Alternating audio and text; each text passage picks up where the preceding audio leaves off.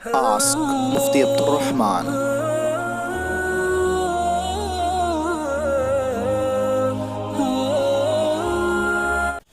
महाराष्ट्र से अब्दुलसलाम साहब हैं, सवाल कर रहे हैं कि आज कल कुछ लोग कोरोना की वजह से रोज़ी से महरूम हो चुके हैं।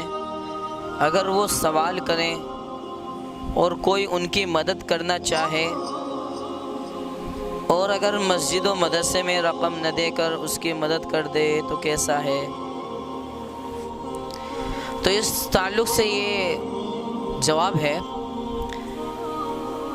कि सबसे पहले तो ज़हन में रखिए कि मस्जिद में जो पैसा लगाया जाता है वो बिल्कुल पाक साफ़ पैसा होता है, माल होता है, बिल्कुल मेल कुचेल नहीं होता वो लोगों का।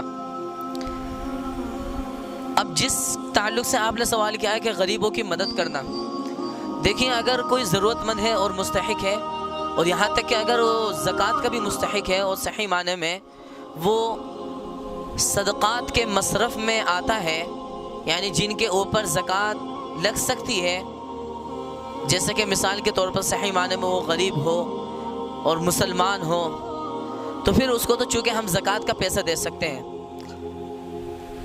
मदरसे में भी चूँकि ज़कात का पैसा इसलिए देते हैं चूँकि वहाँ पे गरीब बच्चे होते हैं, तो इस वजह से देते हैं। तो अगर मदरसे में भी न देकर सिर्फ गरीब मुसलमान को दें तो ज़कात अदा हो जाएगी। और अगर गैर मुस्लिम अपने भाई हैं और उनकी मदद करना चाहे कोई, तो फिर ज़कात के तो पैसे उस पर नहीं लगेंगे, ज़कात तो आपकी अदा नहीं होगी, बल्कि ज़कात तो सिर्फ मुसलमान हो और गरीब हो, ज़कात का मुस्तहिक हो तो उस पर ही लगेगी।